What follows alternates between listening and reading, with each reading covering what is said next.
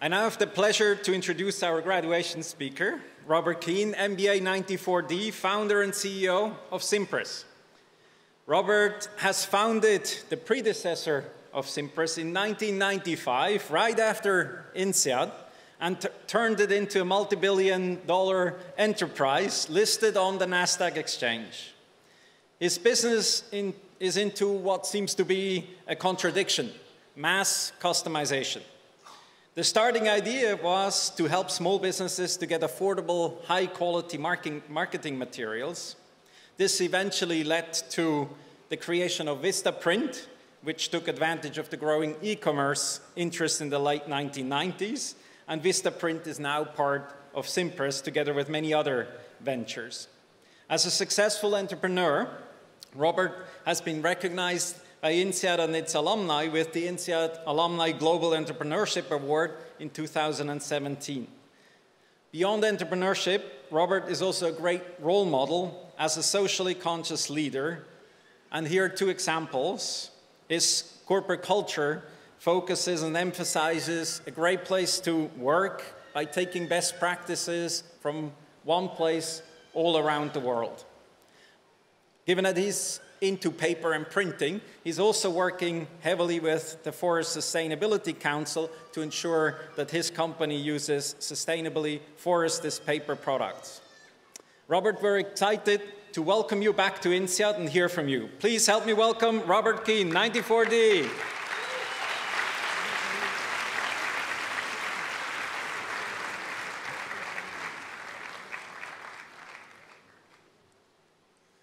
Good afternoon. To Dean Mehoff, Dean Payer, as well as to the faculty and the entire administration of INSEAD, thank you for giving me the opportunity to be here today and to be part of this year's graduation. It's really a great honor and a great pleasure for me to be here for this ceremony, which you, the graduates, I hope is one of your most exciting, momentous days of your life. I also want to extend my congratulations not only to you, the graduating students, but to the families, partners, friends, teachers, staff, and faculty who have supported and encouraged all of these bright students to succeed. So together, let me say, and please give the graduates and the families and the partners a huge round of applause, and thank you. Congratulations.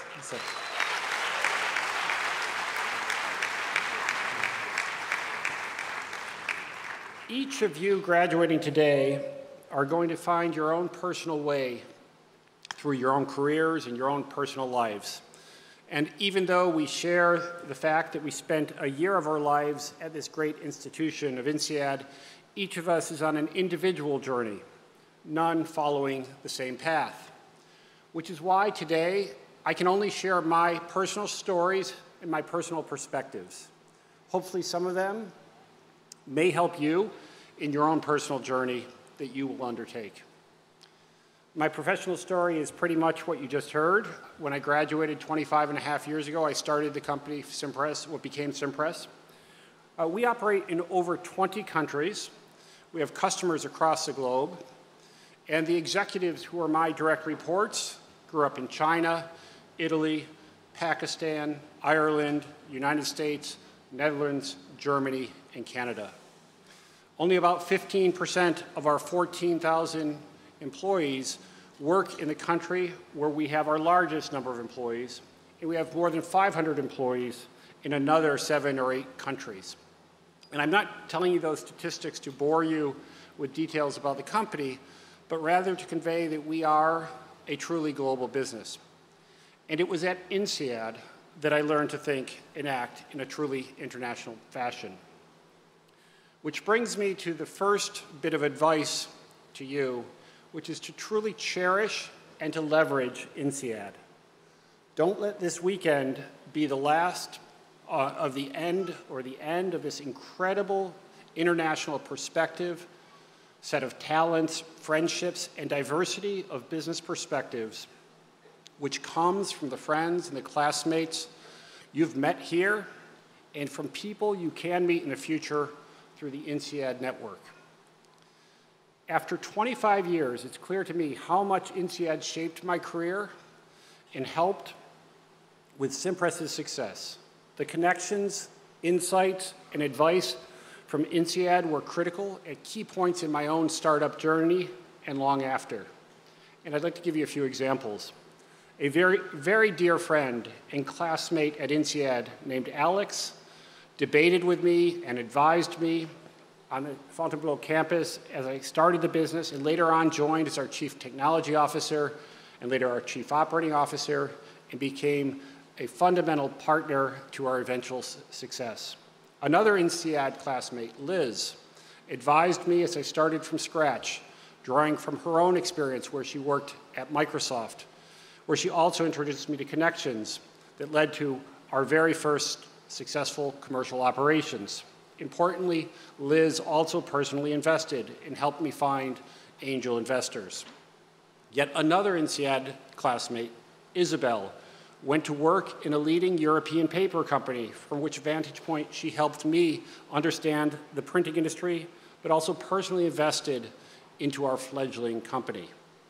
Another INSEAD classmate, Taro, went to London, where he was in a venture capital firm owned by a Japanese multinational, and he funded us when we needed capital in the depth of the dot-com crash 5 years after my graduation. And yet another classmate, Eve, became a senior executive at one of our largest suppliers almost a decade after I left INSEAD. One of my INSEAD professors, Benoit, chronicled my struggling startup in a multi-part new ventures case study.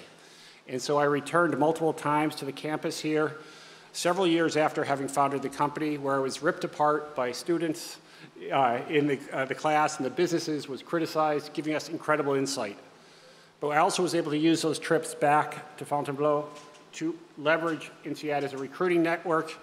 And Patrick, a key member of our early management team, I recruited about 18 months after starting the business.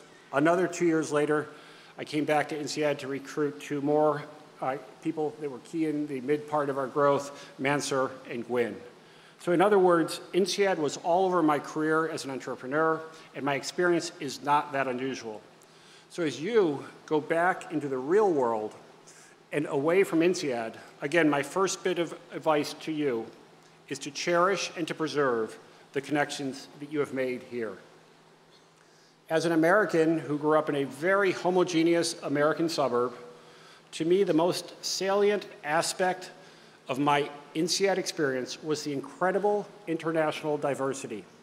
The INSEAD friends and colleagues that I just mentioned, Alex, Liz, Isabel, Eve, Benoit, Taro, Patrick, Mansur, and Gwyn, were respectively German, Canadian, French, Swiss, Belgian, again French, Pakistani, Scottish, and Japanese. And that's just counting their primary nationalities. And even as internationally diverse as INSEAD was 25 years ago, your graduating class is even more so. Incredibly, your promotion has over 70 nationalities represented, and only one country, India, represents 10% of the population. Additional aspects of diversity at INSEAD come from well beyond your individual nationalities. 35% of your class is female. That's still well below the 50% I really hope it gets to in that too distant future, but it is a big improvement from when I was here. On top of that, the diversity of the professional and educational experiences each of you brought. The fact that INSEAD operates in rural France and in urban Singapore brings another type of diversity. And the diversity of the faculty who has taught you for the past year adds another axis of diversity. And this mix of genders, campuses, nationalities, and backgrounds creates what is known as cognitive diversity.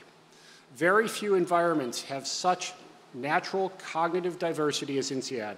Yet cognitive diversity as a leader is the best way you can create a debate-based meritocracy rather than a complacent hierarchy.